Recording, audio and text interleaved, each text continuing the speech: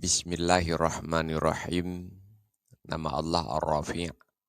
Bila diamalkan secara benar, maka orang yang mengamalkannya akan mendapatkan pangkat, kedudukan, dan derajat yang tinggi, dimuliakan oleh semua makhluk. Faman dawama ala zikri ya rafi' inda muttasifin nahari au muttasifil laili mi'ata marratin yaumiyan nalar rif'ata.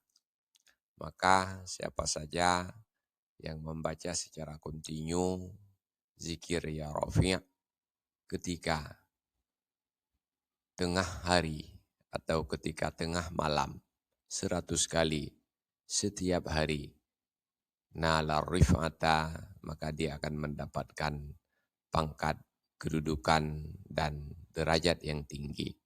Walhamdulillahi rabbil alamin. Wallahu a'lam bishawab.